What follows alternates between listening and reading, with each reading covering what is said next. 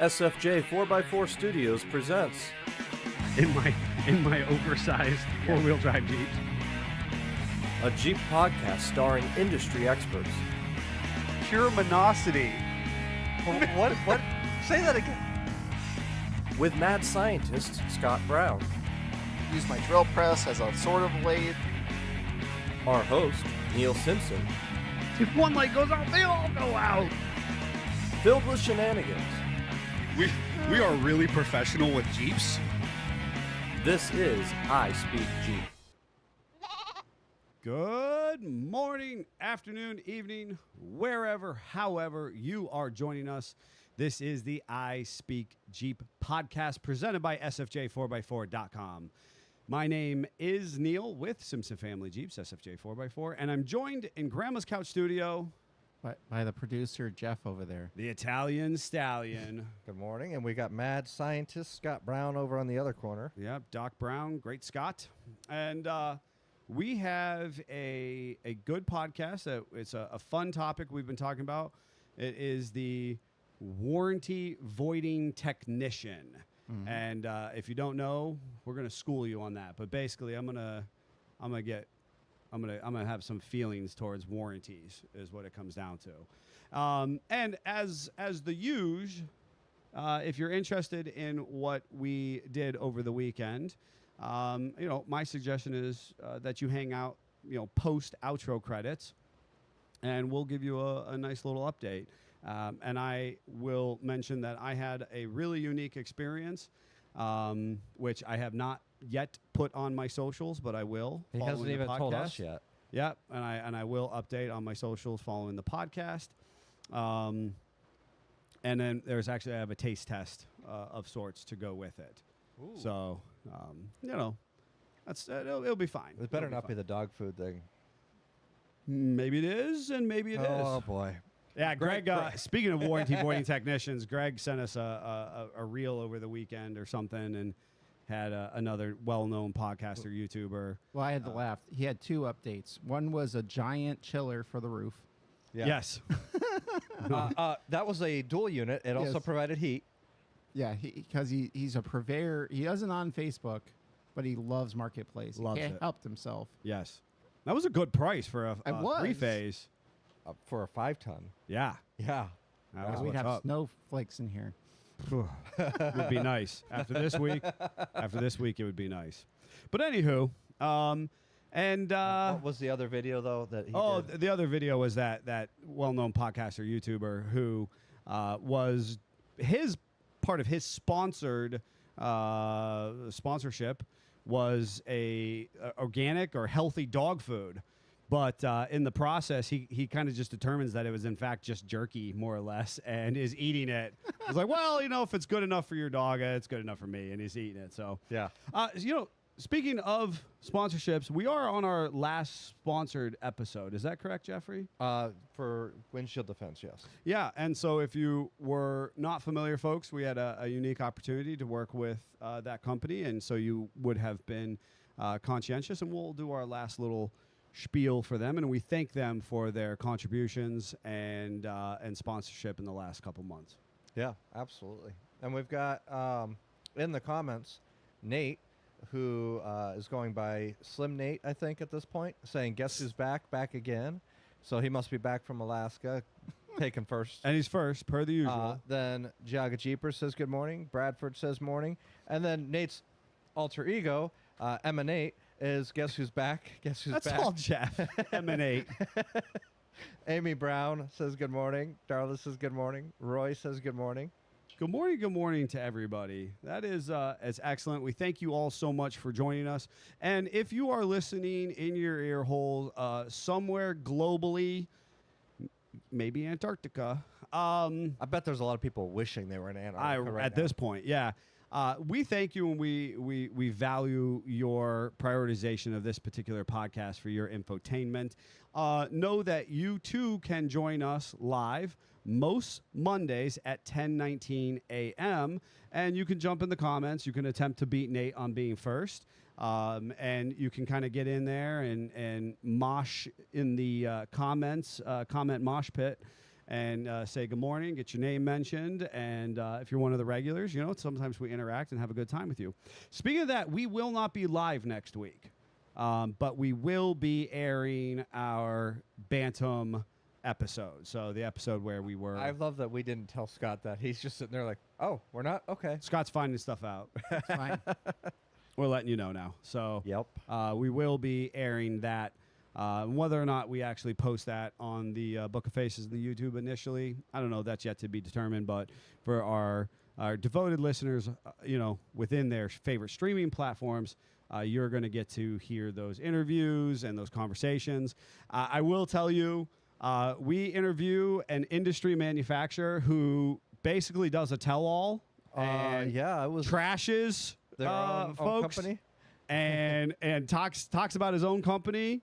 So you're not going to want to miss that, right? Not to mention that if you're not on Patreon, go sign up for our Patreon, because at the same time we're going to be releasing the parts of the interview that we're not putting out to the general public. Fair. There was a lot of extra stuff going on that got recorded on microphone, so we're going to have a lot of fun with that. Yes. But you for have to be sure. on Patreon to hear that, because it's not general public. Outstanding.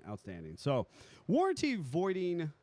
Oh, I should mention, for those of you who are listening live, and by Wednesday, this is the 4th of July parade, and so happy 4th of July, because by the time you're listening to this is around the grand celebration of Independence Day, and I encourage you to come out and join us with our 4th of July parade. Actually, on July 4th, we'll be lining up between 11 and 1:30. So step off is at 2 p.m. And we're going to have a taco truck and Kona Ice. And Jeffrey's going to be DJ Jeff, Jazzy Jeff. Oh, well, wow. you were picking on my references for M&A. And so we'll have some music going on, and we're just having a nice atmosphere while we get everybody lined up, and the Jeepers can all hang out and tell lies about our Jeeps and our grand adventures, and eat some tacos and sip on some smoothies and stuff. So please consider joining us this July 4th in Conneaut, Ohio. Whether you're near or far, come on out and have a good time. All right. How's the weather looking? You know what? It's gonna always be sunny. amazing. It's going to be amazing. It's going to be gorgeous. 79, sunny. The Kona Ice is going to be perfect. Yeah, we're gonna step off at 2 p.m. and short parade through town. It's a pretty brief but intense little parade, and ends at the festival. Will be kind of an honor ceremony. There'll be some stuff to do. In the past, we corralled into one of the local parks and took pictures. We're still working to try and get down on the sandbar and do the same. We'll see what the spirit moves us on that day. Yeah. Otherwise, Yeah, warranty voiding technician. What are you thinking, Jeffrey? well, who is a warranty voiding technician? Let's start there. That has the T-shirt. Literally has the T-shirt. Greg literally has a T-shirt. He has multiple shirts or sweatshirts. that Yeah, say he's it at pretty. this point. He's pretty proud of himself in that regard. As far as certainly my take on this is the conversation that many people have, especially in the last 20 years, that when they're at the dealership buying a new Jeep or new to them Jeep, that there is dose things to consider. One is your manufacturer's warranty, in which we're all reasonably familiar with manufacturer warranties, but from the OE manufacturer standpoint, this is typically a powertrain. Typically, maybe there's a paint, maybe there's a leak warranty. Yep. It's extended to the original purchaser only. Well, and some things do cross over, but it's Sometimes it's second buyer. it's base could be second buyer. by base. But this is specifically intended to be a warranty that is dealt with at the dealership level through the corporate handling company or the original manufacturer of the vehicle. The alternative is, of course, a extended warranty, which of course we can all reasonably chuckle about the many spam calls and text messages regarding trying to reach individuals about their extending their extended warranty, and basically upselling folks into the perception of a safety net and this extended warranty and what it will help cover you for just a low buy-in rate of X, Y, and Z dollars. I mean, So, just a quick segue. One of the things I thought was most fun when I bought the Gladiator is they knew where I worked. So literally the salesman's like, I'm not going to even bother talking to you about the extended warranty or plans that I have available because I know you're just not going to take it. and here's my challenge. I'm going to put this out to our global listening audience, and you can email us directly at contact, CONTACT, at sfj4x4.com. If you are a salesperson who listens to us, I challenge you to validate your sales pitch after you listen to our conversation today. Yeah. And share with us how you authentically feel about selling these extended And I warranties. want facts. I want someone that's actually used it, had a good experience, didn't have to pay out their pocket, 100%. that kind of stuff. Because that's all the dirty little secrets they don't tell you. 100%. Because, I mean, and ultimately I'd hope that we would get into this as a little bit further, but typically the extended warranties cost on average $2,500 to $3,500. That's rolled into the financing. It only adds a couple dollars a month. It's fine. All right. Yep. Yep. And that's exactly what they say. I know. And I used to then- sell them. And then, and ultimately, when it comes to us actually honoring an extended warranty, because obviously we're not allowed, point blank, we're not allowed to help you with an OE warranty issue. That has to be done through a dealership. But for a long time, we accepted third-party warranty companies. Yeah. Yep. And I pushed the paperwork, and I did the things. He did the good fight, even though me and Greg were like, no, they're terrible. They're like one step worse than a lawyer. It's Wow. Wow. we were touched by aftermarket warranties, is what I like to call I'm them. used to you being the one offending That's everybody. what I was thinking. Wow. They deserve That's what it. I was thinking. They deserve it. Wow.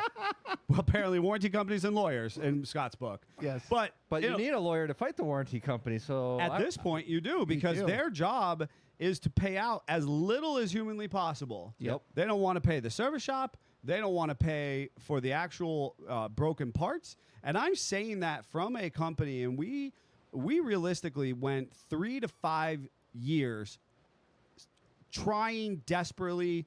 I know you and Greg were never on board per se, but I desperately was trying to be like, You want the best out of people. I You want the best out of them. You expect them to have some integrity, to have some honor code, do their job with some zeal, And- they're just there to suck the life out of you. But the thing of it is you can get them to pay for what they're supposed to. It just takes hours and hours of they beat legwork you and down. And really, the tenacity to be able to fight it. we're saying the word wrong because we call it a warranty. It's an insurance policy. Sure. Because and that might help you understand, because an insurance company's job is to pay out as little as possible and collect as much premium as possible. It's a business model. It's a business model. If they paid out to everyone Yep. the max amount, they would go bankrupt. Yes. So that is really what these places are doing. Is they're selling you high, and then trying to give you as little as possible for the time period possible. And most of the time they win. Like we have an extended warranty on my wife's car. Because of that, we seldom drive it for extra long things because I don't want the mileage to go up on it. And we have not used that $3,500 warranty one time Sure. the entirety of the time we've owned the car. Sure. Now, and the thing is, you bought that car new, No, it was used, but it was like a year old. so it did not have the manufacturer's warranty still on it. So the person that had originally bought it didn't shut it off, so it had 30,000 miles on it. Okay. A year old. I see. So we were at that uncomfortable With that brand, it was 50,000 miles. Yes. So I was like, hey, we plan on keeping this a long time. I had a transmission I wasn't the most warm as fuzzies about. And this is another perfect example. Because of buyer confidence on earlier models, they extended the warranty on her transmission for anyone that owned that vehicle. Okay. And that's why I said factory warranties have that there's a certain, you have to check each time for specifics. Like I know to bring it back into the Jeeps, corrosion warranties on JLs, it's 5 years. If you have bubbles in your aluminum panels, they will do something for you. Now, obviously, the dealership will range different by dealership to dealership what they will do. Some will go out and try to help you. Some will do as bare minimum. But that is for anyone. Like me and Jeff need to go talk to our dealerships. Yep. Yep. We have bubblage happening. But, and so I don't want to exactly super hop around, because I want to kind of specifically talk about, extended warranties, and I do want to talk about manufacturer warranties in that nature. And I also, at the near the end, we will reveal whom I do think that there were a few good extended warranty companies. And of course, in that process of you buying that new or new to you vehicle, oftentimes a salesperson will say, well, this is your manufacturer warranty, but this kind of fills in the gaps. And that's where they then do offer extended plans that, air quotes, fill in the gaps. And I do have a qualifier too. There is extended warranties through the OE manufacturer where you can have them cover it longer. I don't hate on those as much because you have a more likelihood of getting your stuff fixed. But the ones that are a separate company entity, those ones I have more of a grievance about. Obviously, there is a couple brands that do try to do some integrity, but in my experience with those second or aftermarket warranty companies, like if you go into a used car lot and they're selling you a extended warranty, don't do it. Just don't. Those places that they are offering hardly ever pay out. I think it's to be very succinct. It's going to be this kind of classic. They've got under 50 cars on their lot. It's usually a buy here, pay here with an independent overhead. We're not talking about your standard JD buy rider or other credit type of, they're trying to help you rebuild your credit. I could go in the JD buy rider, but maybe that's another. Yeah, I was gonna say let's not get into that. I'm just saying these are what I call startup independent used car dealers who are offering extended warranties. That package of used car dealership or that package of extended warranty is not usually comprehensive. I wouldn't It's even just kind call of them whoever. startup. Some of them are just been there for decades, and you don't know how they are still there with 10 100%. cars on their lot. But let's go back to we will circle back to that. But let's go to the point of sale, and the salesman says, "Well, maybe you're in there and you say, hey, you know what? I really like the look of these Jeeps that are bigger, and they've got 35s, they're 37s, and I like different headlights. I want to do some stuff. I want to trick it out. I hear that term still used. And the salesman goes, okay, well, yeah, but if you do that, you're going to void your warranty. Well, the problem I have is sometimes the salesman goes, oh, no, you can do whatever you want. It's fine. We'll cover it. It's good. And then the service writer in the service department goes, hold on. Here, let's put the brakes on. You've now lifted it. You've done this. And then I've also heard people of like, well, if I have the services done at the dealership, then I'm covered. Well, and that's the problem is we've just produced 3 different storylines already that we hear on a regular basis where, because as you mentioned, that if I have it done, so that's for me, the salesperson is the one who says, oh, no, that's going to void your warranty. So they can just flat out go, no, we want nothing to do with that. And I factually, understand that to my inner circle of people who know me and are interact and share, I will produce with you what dealerships will flat out be like, we don't deal with modified Jeeps. They won't modify themselves. They won't work with a modified Jeep. You take it in for a factory recall, they'll do everything in their power to blame stuff that you've done to it. I'm going to tell you, even a good dealership is still going to play that card at first. Well, 100%. Yeah. But I know a couple dealerships that, unless that Jeep is running stock tires and stock suspension with stock electronics with stock, exterior components, that's all they're comfortable with doing. But there is a hustle on behalf of the salespeople who say, well, if you do it with us, well, all that does is bolster their financial package Right. that they get to roll into financing. Yep. Yes, I actually believe, I actually really trust in the Mopar suspension by today's standards. Yeah. I actually think that that's pretty well engineered, decent springs, decent shocks. But you are paying extra for the name in that situation. You're paying, unquestionably, you're paying about $500 to $1,000 more for it to be a quote-unquote Mopar lift.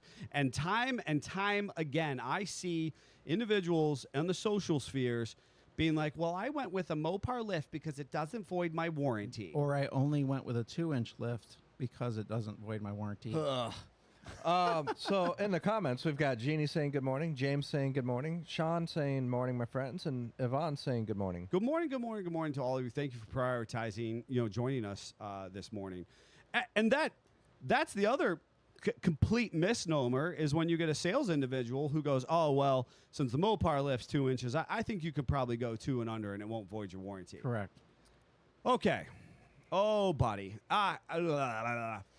So I think it kind of goes without, for a good example, when I bought the Gladiator, it was on 35s with aftermarket wheels and aftermarket headlights. That was a lease turn-in. The guy before me decided he was going to modify it and lose all those upgrades when he traded in. They would not do a preferred package used on it through Mopar because it didn't have the stock tires on it. huh. The headlights kind of scared it under the radar because they didn't scream at you, hey, I'm changed. But because it didn't have the stock wheels and tires, they could not do their little stamp of approval. Boonk, Yes. happy to sell you this. This is our inspected green light. Yeah, Everybody's you got happy. the as is. It was kind of as is. Still obviously had some warranty. But I bet you if I would have had any axle problems or anything like that within the A nominal period the of 30,000 ownership. miles, Yeah, the 3. they would have pushed back, even though I bought it at a Chrysler dealership that way. Right. Yeah. So I'm going to say this just to kind of cut the skinny in the conversation. First and foremost, warranties from corporate are highly okay, gosh. I was really feeling a way. Warranties at corporate are actually kind of black and white. Warranties at dealerships are highly subjective. And that is because there's a big misnomer. People see a dealership, they have the signage, they have the vehicles out front. They think they are a direct arm of the OE. They are not. Nope. They are just allowed to sell their products, and they are suggested rights of conduct. Hey, you should sell it for this much. Hey, you should take care of our warranties. You should take care of any kind of safety recalls that we have. We as the OEs push the people into you. That is kind of your perk. I'm going to reiterate Scott, and I'm going to, just because I think this is a concept that has to be reinforced. Dealerships are not Stellantis. Dealerships are not corporate Chrysler. They're not. Dealerships are independently owned or conglomerate owned entities allowed to sell product made by Stellantis. Now there is It's like a I s- franchise McDonald's. It's like a franchise McDonald's. Now there is rights of conduct. Like I said, there's basically a rule book that they have to sort of play by. It's a But- guideline. But it's a guideline, and it's who do you know kind of scenario. Is your guy above you that goes around and like slaps the wrists of the dealership actually going to come slap you? They know that, Yep. and then they know what they can get away with. And because ultimately, folks, we're going to hammer this home because it does have to do with warranties and whatnot, but there are dealerships who are putting exorbitant price increases on rare cars Yep. or Jeeps or whatever they are, who are selling above MSRP, despite the fact that the corporate manufacturers are saying you cannot do this, you should not do this. And they are finding loopholes in which they are able to then circumvent those rights of conduct or those guidelines that they're supposed to be doing. I need you to know they're going to do that to your warranty as well. Yep. That's a business. That's not a feel-good thing that ultimately they sold you a Jeep. They're there to sell volumes of vehicles. I think the biggest factor though is education. Knowing as a consumer what your rights are, and Nate actually brought it up, the Magnuson-Moss Warranty Act, and it literally protects you as a consumer from the use of aftermarket parts. You can use the aftermarket parts, and they cannot void your warranty on that unless they're providing you the parts for free. But they're going to push back, though. They're They'll- going to push back, And if you know your rights, and they have a big legal team. There's a bunch of stuff to be considered, right? Yeah. Because I have personally, and it's important to know, and I oftentimes say this emboldenedly to individuals. If I haven't heard about your home dealership or your garage, that's probably best because realistically, by the time that customers oftentimes arrive to us, they've already been to a local shop. They've already been to a dealership. They might have been wronged. The number of legal depositions that I have professionally wrote in that my accreditation, my expertise has provided legal counsel to help consumers win in some capacity. They're against the warranty company, against the dealer, against a repair facility, is exorbitant. I simply have done more of that than your average bear. And we're not actually a business that advertises that service. And yet I have done that for consumers. And you better believe if you have to go to that level, there's going to be something in the finals paperwork that basically this is it. You're getting this part fixed, or you're getting this transaction taken care of, and then it's gloves off after that. And that's exactly what I was going to share is that my level of involvement in a consumer rights case, if you will, providing that act or some right to repair or something to that effect, is arduous, right? They're paying me, they're paying us as a shop for diagnostics, for inspections, for writing the depositions. They're waiting months. I actually had the honor of helping an individual who was on some form of disability or something where he was not able to work. But he said, by God, I have time to fight this.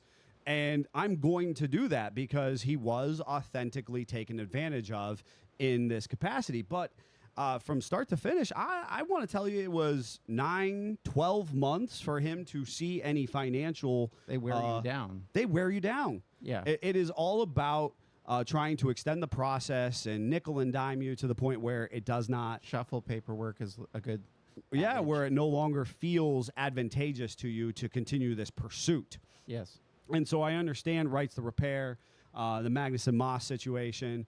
And that ultimately is part, your conversation there, is this right to repair. We are legally allowed to repair our vehicles still as U.S. citizens, Yes. which is an interesting, a whole conversation, which is out of this roughly on the periphery of this warranty conversation. Yep. Now, by extension, that then allows us this gray area of modification. But then, just as we have that right of consumers as that extension of modification, it creates the subjective nature of the dealership specifically to say, well, that's no longer warrantable because you did X, Y, and Z to your vehicle. It's no longer a Gala apple to Gala apple. It's just apple to apple. And I understand some of that. Like if you change out the wheels, the tires, you put spacers on, you do all this extra stuff, and you do nothing to the axle, and all of a sudden you blow up your axle. There's an argument to be made there. There's an argument to be made. Now, if you say, well, because you put different aftermarket tires on, your engine's no longer covered.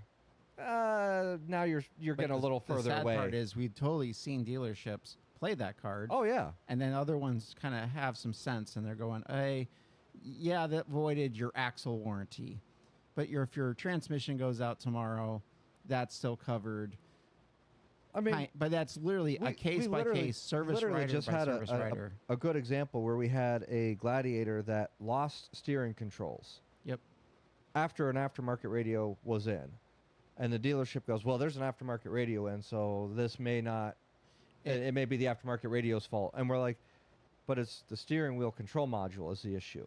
Yep. And they're like, well, we'll start there, and if it is, we're warranty. If not, then it's an aftermarket radio issue.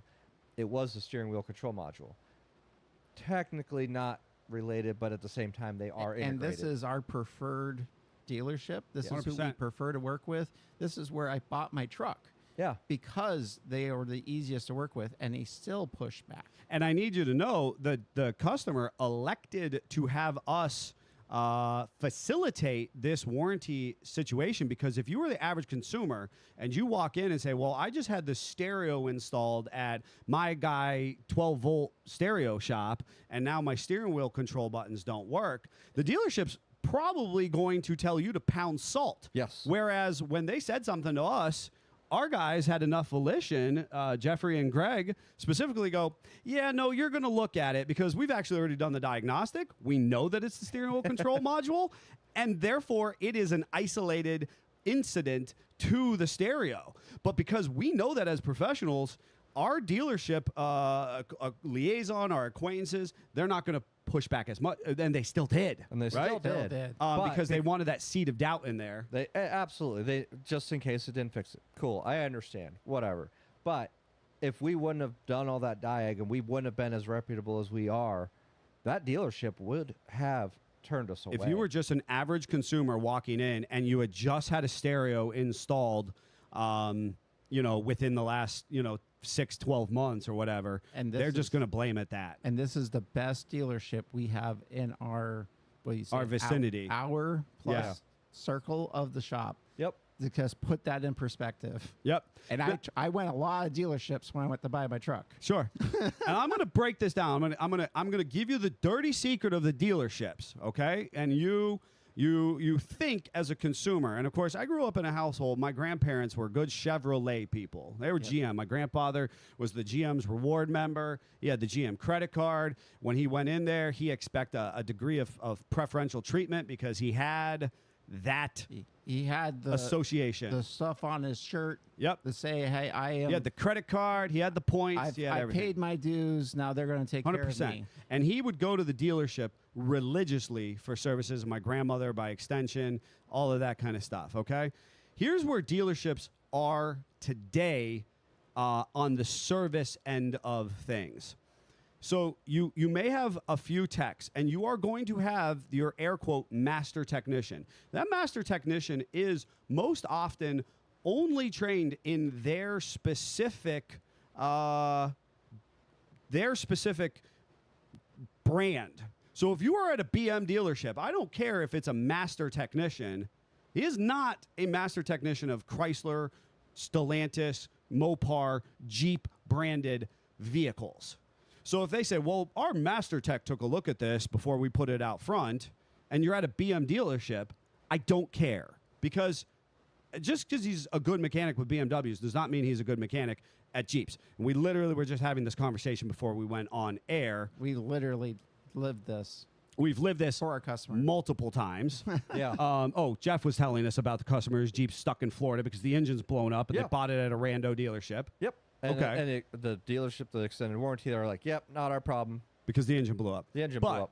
here's the other piece. Literally what that's for. Warranty jobs pay less So for the dealership, if you go in for a job that your vehicle is under warranty, the warranty job factually pays less, typically somewhere between 40 and 60% of the value of the job less than a standard repair ticket. That means that I have customer A who comes in and wants their headlights changed. I'm making up stuff, folks, okay? They come in and the dealership quotes $100. Again, I'm totally making up these numbers, make it easy to digest. They quote $100. That dealership, then that technician gets a portion of that $100. The dealership gets $100. The technician gets a large portion, an appropriate portion of that $100. If a other customer comes in and says, hey, my headlights are under warranty, the dealership can say, yeah, that's $100 value. But realistically, corporate Stellantis is actually only going to reimburse a percentage of that. Again, 40 to 60%. So call it $40. So the same job, the same valuation, the same parts, the same part utilization, the same time invested. One pays $100, one pays $40. And guess who's getting the $100 job and who's getting the $40 job? The master tech and seniority get the $100 job. Yep. The lowest common denominator who has a pulse on the service floor gets the $40 The job. guy that forgets to put the oil back in. That's a flat out truth. That's irrefutable. Again, if you're listening to us for infotainment and you work within the dealer landscape, and I have a couple friends and folks, and I appreciate these individuals who are lifetime technicians and their intelligence and their dedication to our brand. This is not about you. Don't wear a shoe that doesn't fit. But I challenge the rest or even those to tell me that this is not the pervasive issue. But realistically, folks get the warranty work are not always the most absolutely qualified individuals. Yes, they've got some certificates. Yes, they've got some training. Yes, they've got some base qualifications and tools. But they know how to change a part. But they factually are not as qualified as that technician who's getting the full value service, the full value repair. Yep. And that is just how it works. I know that there are dealerships who have basically a round table to say that it just kind of goes cyclically. So yes, maybe this month that technician gets the 100, and as the warranties lay out, ultimately, it's just the luck of the draw per se. So you could get a master tech who's getting the $40 job, but it's my understanding It's like a lottery at that point. Yeah, it's like a lottery, but more so it's actually like a round robin in the sense that you have 10 jobs. As the 10 jobs come in, they cycle.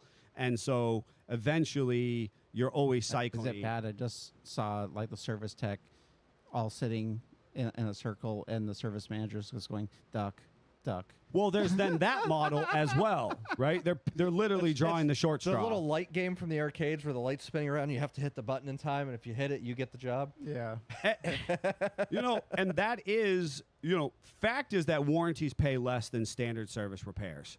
And so if the dealership is always going to want to initially do a factory service repair. The other part is based on hierarchy, flat rate pricing, and the general internal workings of dealership repair centers, you may not always have the most qualified technician working on your vehicle. And then add another layer to this. That dealership then has to go to the OE, to Stellantis, and show, hey, this motor blew up. And Stellantis is going to go, well, why did it blow up? Yes. And they're going to want some qualifications. And if they don't give those, They don't get paid. they don't get paid. Right. So then you have this risk of the dealership performing the service, taking care of their customer, and them getting kind of shafted by the OE because there's yet another process of isolation for the OE. Which is, in some cases, why vehicles sit at dealerships waiting for repair, because they're waiting for all that authorization before they do it. And And you get told as a customer, oh, we're waiting on a part. Yep. And That- that's also why I've seen a lot on the Gladiator groups where you finally get up the chain enough where you've been the squeaky wheel and you complain to the right person, and magically your truck's done in a week. Yep. Yep. Well, that's why. Yeah. Unquestionably, I stand behind all this. I'm always open to conversation. And again, I have a couple individuals whom I think the world of, who are lifelong dealer technicians who are incredibly gifted when it comes to Jeeps.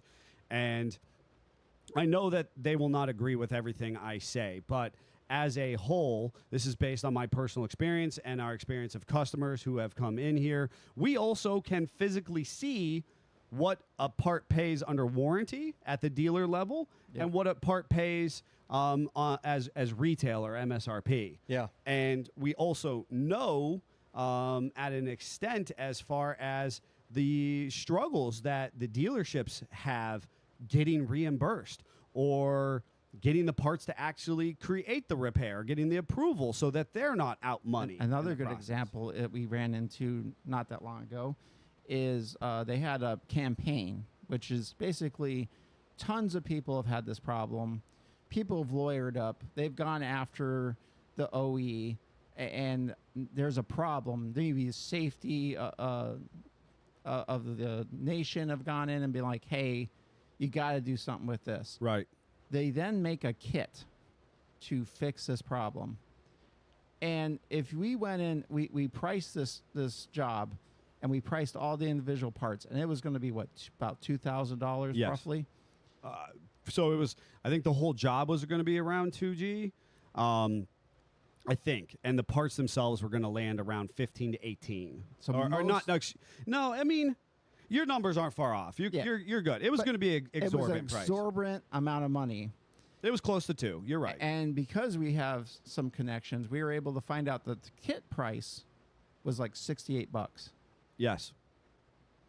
That's no joke. So that is a situation where the OE has had their hand in the cookie jar, got slapped by the Safety Institute, and now have to make it worth their dealership's time to do this service because they're going to get slapped harder Right. if these vehicles don't get fixed. Right. So they took a $2,000 part package and made it $68 so that dealership has margin. Yep. Because these jobs, this is past the warranty normally. This is rustier than they would normally deal with. They're going to have to give the tech a pep talk. Oh, yeah. He's going to need some Snickers to do this say the job. least. To say the least. So that's right there. Kind of, they're eating, the OE at that point is eating these parts. They're trying to make this go away. Right. They have somehow figured out their lowest price point. They've bought in bulk. They've, There's garnered loss mass leader. production. They've used it as a loss leader. At this point in time, their job is to just clean this issue up Yep. and sweep it under the rug to the best of their ability. Yep. And they did create, this was actually an extended dealer or actually extended corporate. So basically, if you had a VIN number that fell within a certain production run and blah, blah, blah, they actually went from 3 or 5 years to a full 10 years of this part of qualifications. Yep.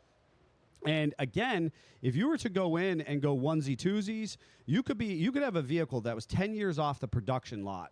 And you go in and onesie twosie it or go to your local mechanic and say, hey, I want OE parts because I believe in the quality control. And I authentically do. Folks, I need you to know SFJ 4x4 sells a lot of OE parts because I do believe they are well built, well engineered. And when they're not installed, and when they're not, the OE will supersede. And so that's one of the big talking points for us is this a supersession part or is this a early model? So just because it's a new part doesn't mean that it's a good part, and that's a whole other conversation.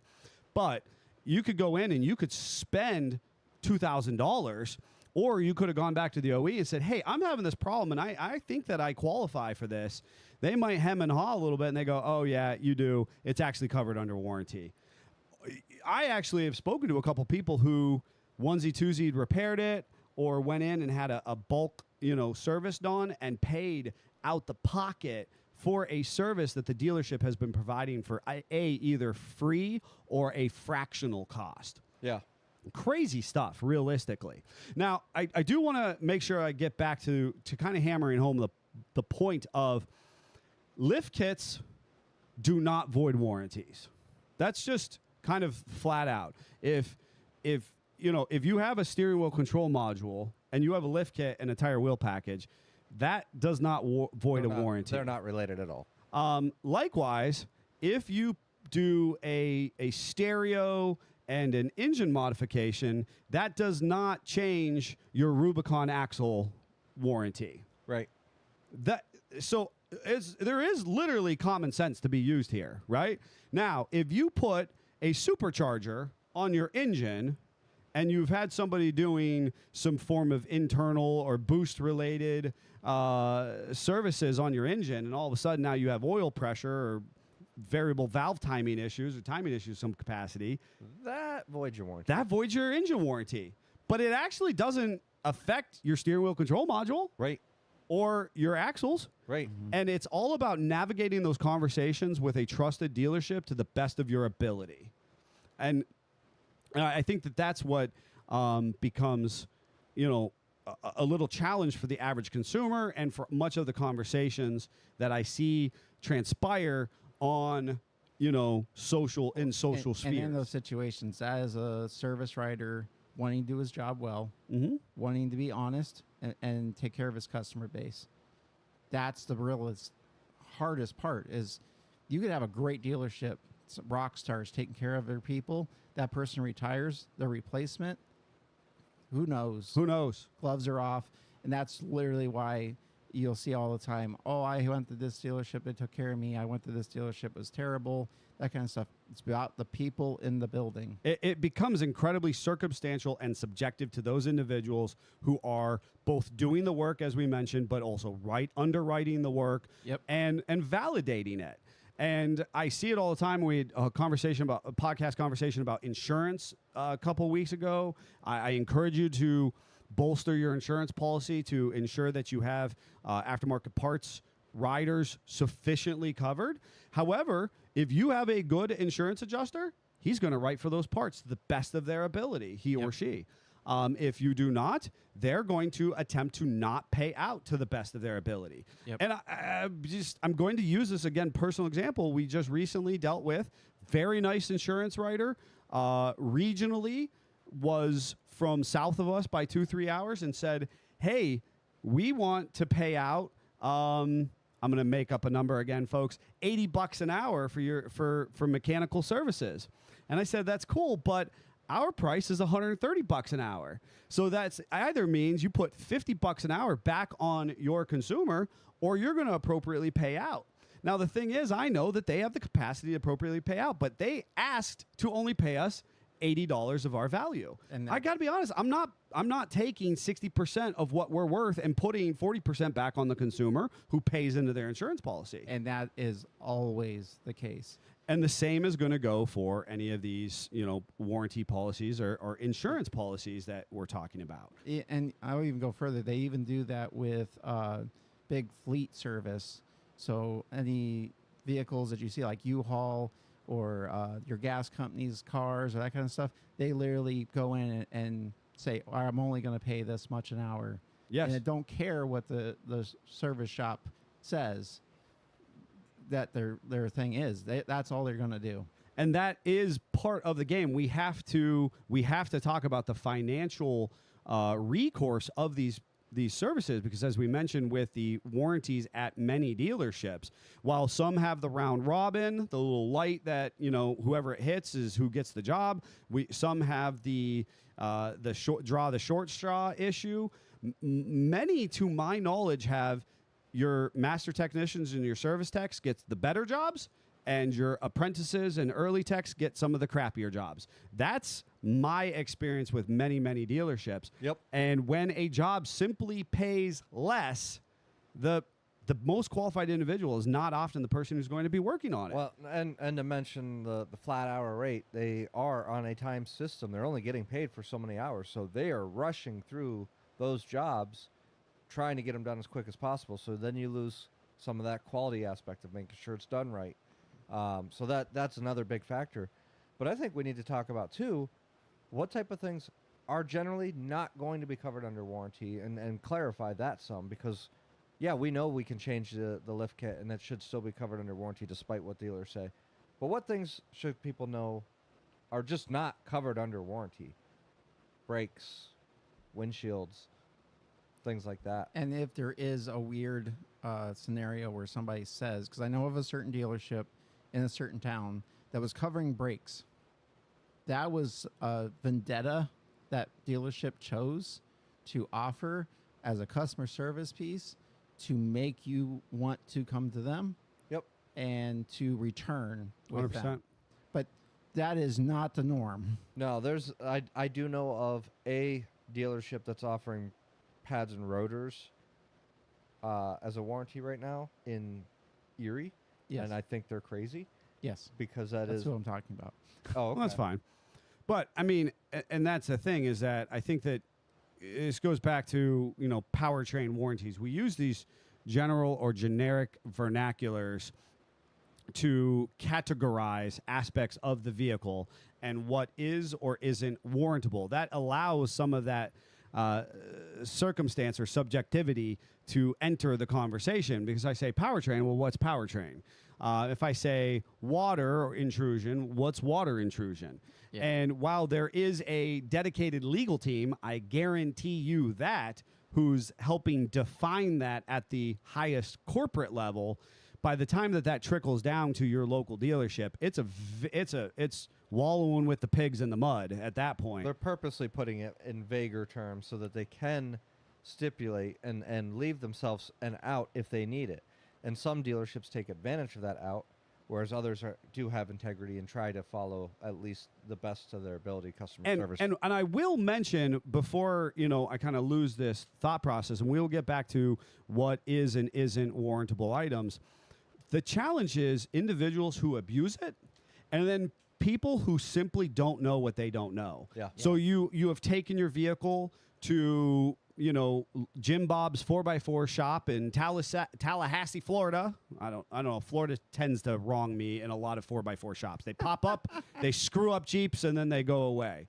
But regardless, you take your Jeep there, you are none the wiser. You believe that you have consulted professionals, that they have installed a quality product. You just knew you wanted a lift kit. You just knew you wanted tires and wheels. And I don't know, maybe you wanted gears to be done, something, right? And next thing you know, your transfer case is blown up, okay? And it's like, well, that should be warrantable.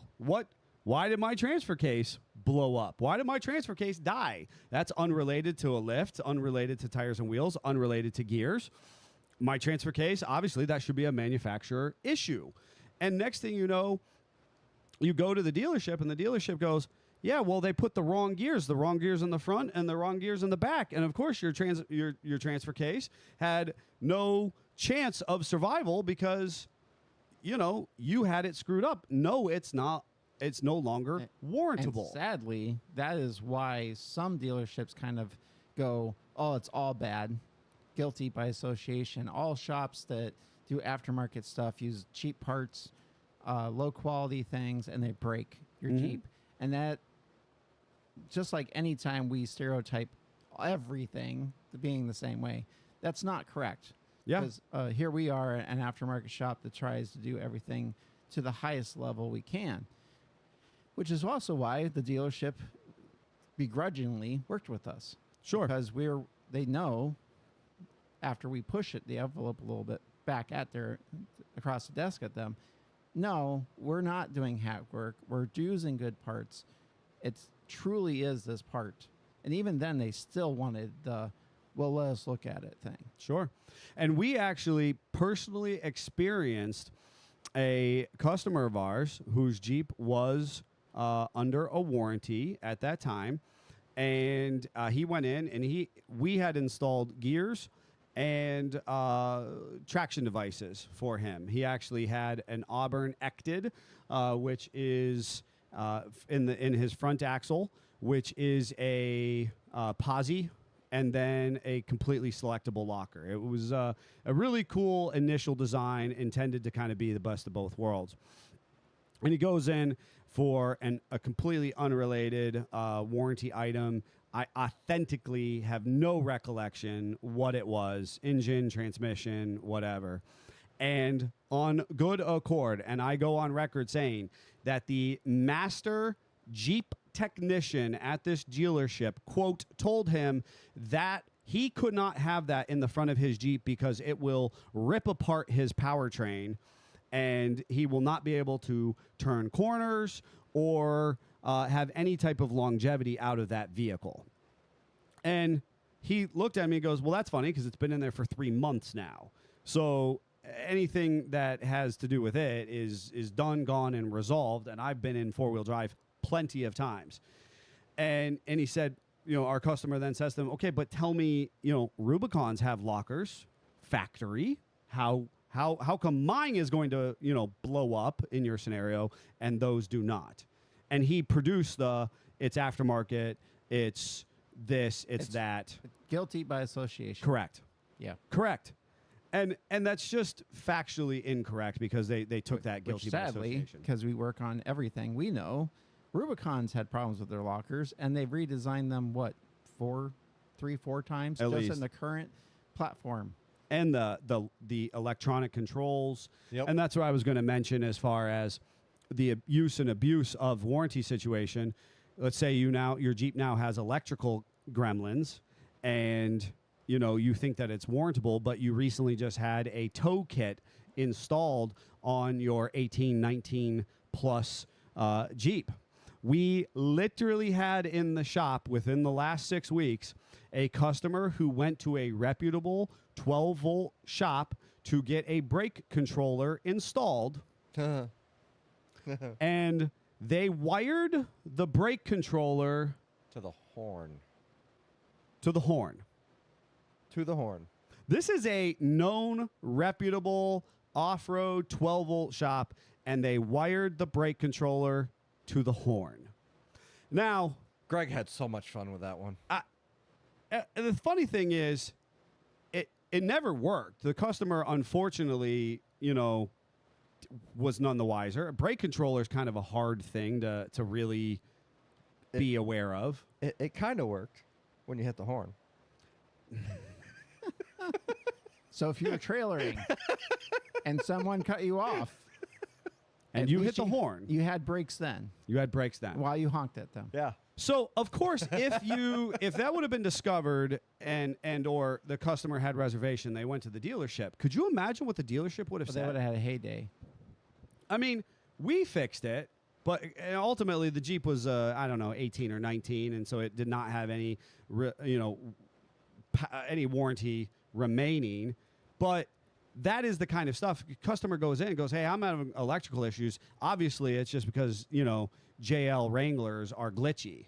No, it's because you don't know what you don't know until you know it. Mm-hmm. And so there are challenges, and that's why the dealership does have to insulate themselves a little bit in the process. And so there is some consumer responsibility for you to elect to make good choices, and whether that's going to a dealership, going to an installer whom is reputable within your area. Though this electrical horn situation they're sort of reputable, so that's wild to me. You know what I mean? But Yeah. whatever. But there is some consumer responsibility to say, hey, you are responsible for choosing those parts, choosing your installers, and then verifying the functionality. Well, not only that, you just said that, but it's still the consumer's job to make sure that brake controller worked. And when that reputable 12-volt shop didn't do it right, to make them fix it. Right.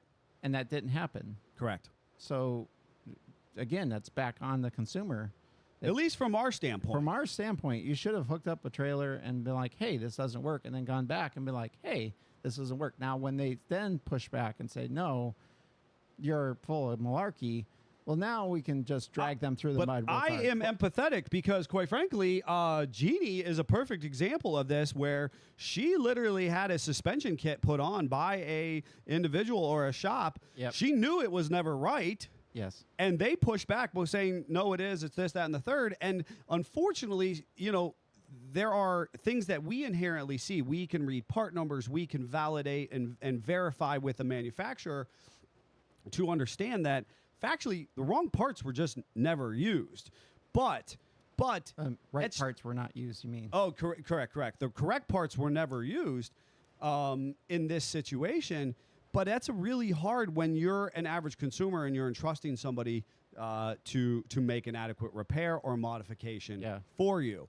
So, with that said, and we're going to have to kind of bring this, to some form of resolution or conclusion, this conversation with warranties, and we had said we would get back to third-party warranty companies, and that is in part why the third-party warranty company then became a viable sales product. Not only was it a financial package that made sense that could get rolled into financing that makes everybody a couple more dollars, but when the dealership wanted to insulate themselves from some of this rigmarole, they could then pass the buck on to the third-party warranty companies.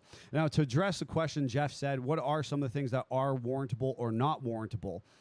First and foremost, my recommendation for folks is to kind of go hard line into the fine print of the warranties, because you can actually elect for pennies on the dollar within those warranties, typically the extended stuff, for more comprehensive packages. Yes. And that does become a degree of legal standing if you're willing to kind of fight the good fight of getting those services rectified. And not only that, if you're not willing, if you know that about yourself, hey, I'm not going to push the envelope. I'm not going to go after them. I'm not going to ask 4 times to get this repaired. Just don't pay for it. Correct. Because when you buy that, you have to admit, I'm going to put in the effort then to get this paid for, because they're not going to do it the first time. No, they're not, and they're not going to do it on the repair centers end either. Very few repair centers have the personnel load, the ability to dedicate individuals to collecting from these third-party repair, warranty, and insurance offerings. For a while there, it was just Neil's, like, I'm going to make them pay. That's true. And even then, it still didn't make sense after a while. But because of how much time we were dedicating. I will say we've talked a lot of trash on the extended warranties. I actually have had a really good experience one time with one where I had a Cherokee that I bought the extended warranty on when I bought it brand new. 2 years in, I had multiple issues that they just took care of each time. And then it had a massive water leak issue. The back carpet was absolutely soaked. And I took it in. This is when I bought my Gladiator. I took it in. I said, you know what? I'm really upset with it. They're like, hey, it's all under warranty. You've got that extended plan. We're going to take care of it. And I was like, well, while I'm here, I'm going to look. And I ended up buying the Gladiator. They took it in on trade because I bought the extended warranty. They didn't discredit any value on the trade. And they credited me back the difference on the warranty, the prorated amount on the warranty towards my Gladiator. Well, there is still So good there people. are times where they do And good. I think that is why this is actually not a legal issue. Right.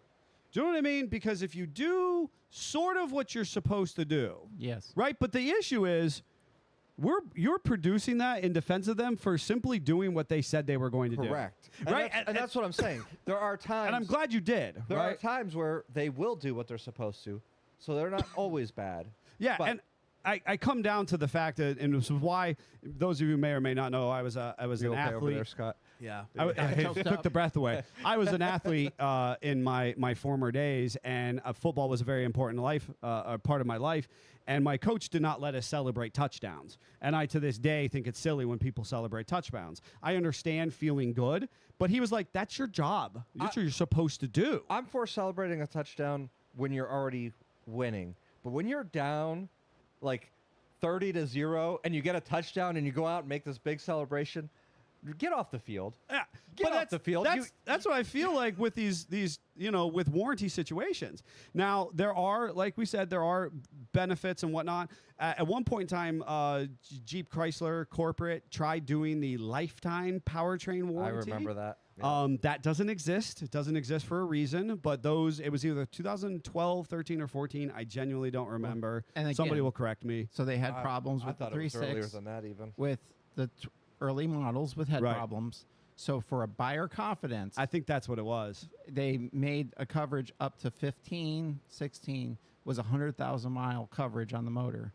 Right. And that's because somebody came in, was burned by their 12, and they have to talk sweetly to that person to get them back into a new Jeep, to get them Yes. back in the It was dealership. 07 and 09.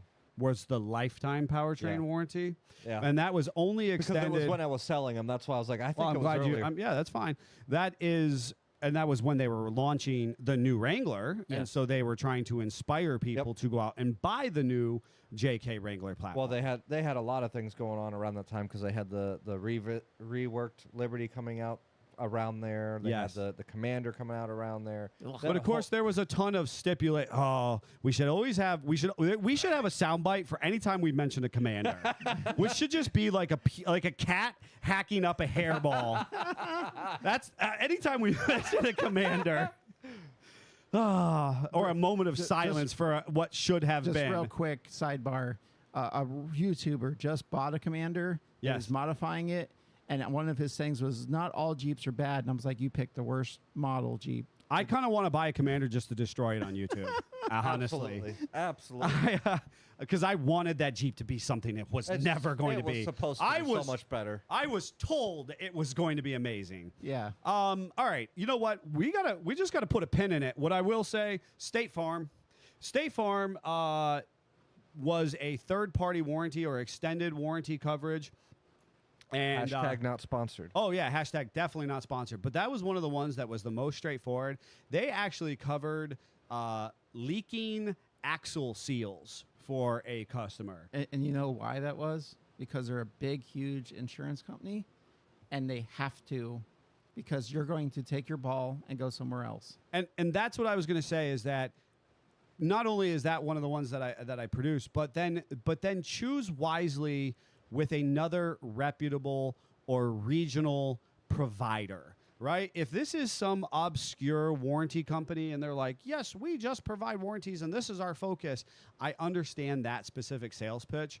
But when you have a institution that has a household name with financial resources, it is my opinion that they're going to do a better job of honoring the services they say that they're going to provide. And even then, they're still not always going to, but they do better. And sometimes it comes down to what agent you have and who's going to fight for you. 100%.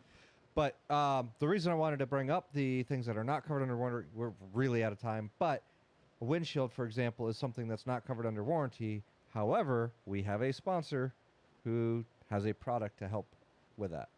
100%. And it is Windshield Defense by Racing Optics.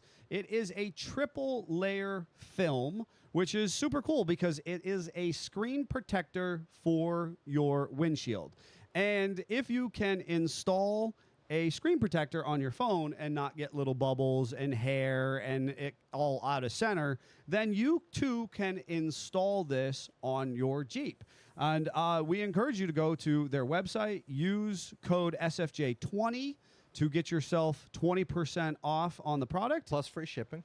And, go home. You're going to have to clean the heck out of your windshield. Now, the couple installs we did, we actually discovered just how many chips and wear and abrasions were already present in the JL and JT windshields that we were doing, that both of our customers were none the wiser. Yeah, it was amazing. And it was amazing because it just kind of looked like bug guts and other, day-to-day stuff.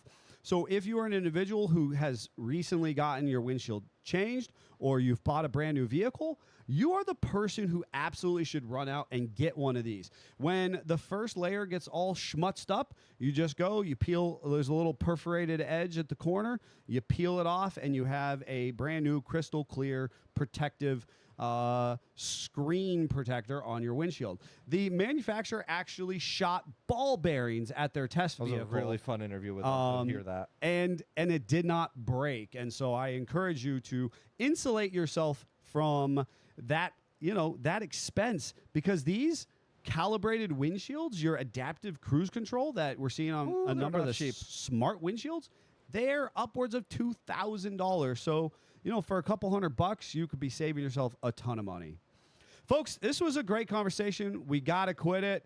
If you have any questions, we would love to hear from you. Email us, contact, CONTACT at sfj4x4.com. Text us on our text-only number, 440-855-2100. Until next time, Jeep on. Jeep on. Jeep on.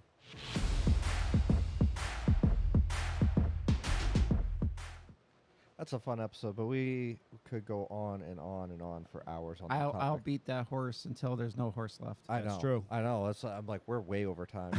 And Holy honestly, cow. we did not cover your flow that you had produced. No. And No. I feel like there was stuff that I Yeah, We there's- didn't get we to talk can't do about. every one, just an extra, episode 2, episode 3, episode 4. Yeah. No. Yeah. We just can't. So on to weekend updates. Fittingly, my weekend update is I have my Clausing 1300. I'm going to stop for 1 second, and I want people to know that the name brand of Scott's lathe is Clausing, right? Yes. So if you were unaware last week or so when he said he got a Clausing lathe, I think there was a brief confusion for some people. They were like, "You got a closet lathe or a closing lathe, or what did Scott make up this time?" Clausing is the name brand Yes. of the lathe. Now, for those of you like Bill, who reached out, who actually runs a Clausing in his, his day job, he Yes. thought it was really cool because he Yes. was able to connect He with heard us. he knew what I was talking And about. he was able to give us some tech number. So So you also had somebody reach out. So we have, in any regard, I got under power yesterday, got all the wiring done. I had to upgrade my previous wiring that was for the mill, of course, because when I did that, I was like, oh, I'm never going to have a 3-phase lathe. And then I did. Classic Scott. So I went ahead and did all that. But I came in today to instructions and parts manual for a 1300 series lathe, dealer master parts manual, literally for my lathe. That's so cool. So cool. So much thanks goes out to Individual who brought that in. individual who gave it to me. But I learned something already just flipping through it this morning. So I can't wait to go home and read that cover to cover Yep. and have that at my disposal to use for the future. That's very cool. And yeah, like you said, for folks who are aware of your socials, we got to see some lathes running. Yep. The one with the belts, is that the Clausing? The ones with the belt is my 1932 South Bend. That's the one. That's the South Bend that's for sale. That's for sale. I think a couple people got turned off on my ad because I literally said it's a 1932. It works great. It's a good little lathe. This one's just bigger. Yeah. And I can put bigger stuff in it. This is more what my dad had. And honestly, I'm just spoiled. Sure. I was used to using a bigger lathe that the cut amount and the size and that kind of stuff. What I have now is basically apples to apples of that. Where the other lathe, you have to be more understanding. It's a hobby lathe. You have to go in and make small cuts and have time and that kind of stuff. And I honestly just was losing patience with that. Other than that, it works great. Right. I feel like if you're, an enthusiast, maybe doing RC or doing fine metal, like little intricate Well, stuff. with that said, it did everything I asked it to. Sure. It just had to be a little more patient. And there was a couple instances where we needed some bigger stuff done here at the shop. Just couldn't do those. Now I can, and I just like to be the one-stop shop. Yeah, no, I get it. Well, and if anybody out there is interested in that South Bend, which is obviously an incredibly reputable name brand in a piece of machinery, Scott is selling it. So get a hold of him on his personal page, and let's make a deal. Yeah. Jeffrey. I had a very long, hot weekend at the Albion Fireworks Festival. It was a good time, but I was there with our nonprofit, Heberly's Heartstrings. We were out there with our instruments so people could borrow instruments from the library. We were selling our raffle tickets for the 2 different raffles we're doing and advertising for our Labor Day event in downtown Erie for that 2-day music fest. We have over 40 artists registered, so it's really exciting. And honestly, it was just a good time being out there talking with everybody and just enjoying that. We did sell quite a few raffle tickets. Obviously, still selling them. We'll have them on sale right through the event, and then we're doing the drawing at the event. Very cool. And obviously, 'tis the season to celebrate Independence Day, and obviously that they did their fireworks already. Correct? They did their fireworks Sunday night. Yep, and that was a pretty good show. Did you stay to watch? I was cleaning up. Oh. My kids absolutely watched from the truck bed. They were sitting in the truck bed watching Nice. it I while we were wondered if cleaning you up. were able to kind of involve the family. Yeah, they came for the whole weekend. It was a good opportunity for them to come out and sit with us. Xander, the whole time, he has recently learned how to play the Jurassic Park theme song on piano. So we had a keyboard set up with power. And the whole time, every single person that walked by, he'd go, hi. And if they responded, do you want to hear me play Jurassic Park? And he would go, and everybody loved it. So he'd go and play Jurassic Park on the keyboard. And honestly, it racked up some donations for us of him doing it. So when you went to sleep Sunday night, is that what you heard? Yeah, it was like As you that's went to sleep? you just the Jurassic Park theme song in your brain. The whole way home, as we're driving, we had the doors off on the Jeep driving home at midnight, Sunday night, driving Last home. night. Yeah, last night. Last night. Yeah, last night driving home, and doors are off, tops off, and every so often I just hear the song whistling, and I look over and Kristen's just whistling. Goes, I don't know, it's stuck in my head. All right, so I told you guys I was going to consume a couple minutes, Well, you've got a few minutes. and I have a taste test to do here. He was hiding it under his hat in the back corner so that we didn't know what it was. So I'm gonna. Oh man, I need you. Ooh, they're Mission brand. Mission brand. I like Mission Okay. brand. Oh, well, great. I'm so glad for you. So I'm opening up your guys' bags of chips, just FYI, and I'm gonna go ahead and adorn my new hat. Oh boy. Not so well. Okay, reach in there. I need you to pull out a couple chips. Reach in there, pull out a couple chips, and Oh, Really? fun are those? Go ahead, Really? take your bags of chips Really? now. Take your bag of chips. That So is hilarious. so these are, as you mentioned, they're race car chips. they're race they car are chips. race car chips. So I had a unique opportunity, and for those of you at home who can't see, I did open up, two personal size bags of Is chips. yours a different race car than mine, or is it the same? There's Should different be. ones in there. That actually is a motorcycle. There are I just different happened to get two of the You same. got two, yeah, and you'll have motorcycles in yours. Oh, okay. And this is, folks know my propensity for large straw hats. I actually got myself a Mickey Thompson branded straw hat at this point. And So, Matt apparently invited you to go do something. so I did not actually get an invite directly from Mickey Thompson. My inspiration for this was I could have gotten some other branded product, but since we will be partnering with them and have partnered with them and will be on site with them doing some content footage, I thought it would only be appropriate that I represent for them sufficiently. No, I had a unique opportunity. I actually was at the NHRA Nationals this weekend. And so yesterday I sat trackside while it was 85 degrees in hot, beating sun. The track was 144 degrees. See, this is why Scott doesn't like to go fast, because I would just die. It was... No. If you were going fast, you were fine. You got that breeze. No. Yeah, I wasn't going fast. He was and sitting- No. Sitting in place. No. You don't understand it going fast. Because I tried this once. You have to have your windows up. You have to have a fire suit on. You have to have a helmet. No one is cool going down the track. Nobody is That's fair. cool. That's Nobody fair. was temperate. It No. was the armpit of Hades at the Summit Racing Park up in Norwalk, Ohio. And it was spectacular. Top fuel dragsters, funny cars, the best of the best from coast to coast. And,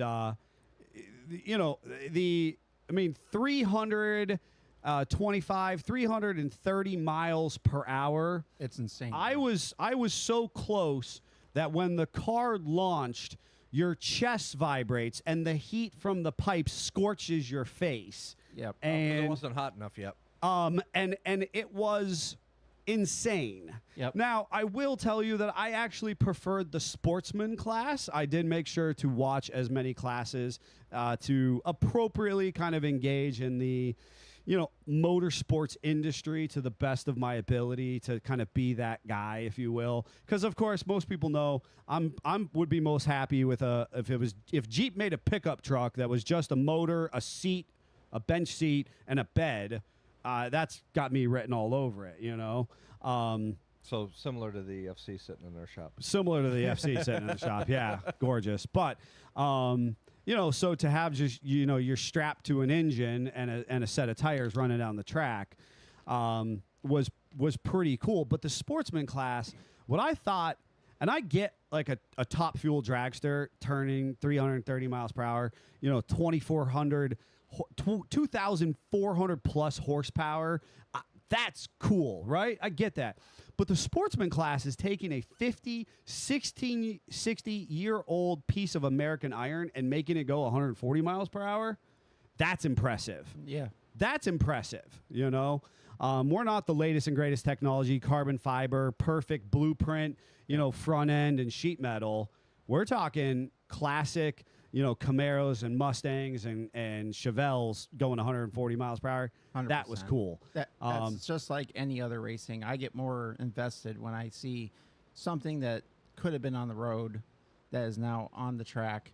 When they make it purpose built, of course it goes 300 miles an hour. Right. Because we just are at that technology and we can do whatever we need to. But then you have to work around that original chassis. Correct. When Now- you have to kind of retrofit it to make it go fast. Yep. That's impressive. Now, I think I know that I'm in the minority. The bulk of the attendees, from the grandstands to the They trackside. like the flash in the pan stuff. Yeah, I mean, That's why jet trucks and stuff like that are always a big fan favorite. Correct. Or wheelie competitions down the track. That's exciting. Correct. And that all happened of a degree. No jet trucks, but the rest of the thankfully- So obviously this was unexpected. How did you end up there? So it was reasonably expected. We did have a friend invite us to come in and participate. My wife and I went. So you've kept this quiet for a while, is what you're saying? I have. Yep. Oh. I have. And my wife, in as cute as she is, little dress, has her Hello Sunshine straw hat, which she intelligently brought. I did not bring my straw hat. She brought hers. You didn't bring it because you needed to buy a new one. Well, and I'm so glad that I did because of the Mickey Thompson branded one. But it was a great experience, and all of those motorsport professionals, from the RVs, the toter homes, the mobile shops, the teardown of the engines, the checking track humidity. I mean, It's a science. it's a science. It was so cool to be involved in that space. And interestingly enough, the rumor mill, and I didn't fact check this, is they don't even run the true distance that they used to run, because the cars would get so fast they would actually not be able to decelerate by the time they reach the end of that established track. Shutdown area is very important. Right. So there was my weekend update, which was super cool. Actually, and we fixed the tractor. We did this. We did that. I mean, it was a very busy, full, awesome weekend. Speaking of warranty voiding, and you actually thought yours would not be covered. Correct. And it actually was. Yeah, which is just, again, a testament to the air quotes dealership and tractor dealership that I bought mine from.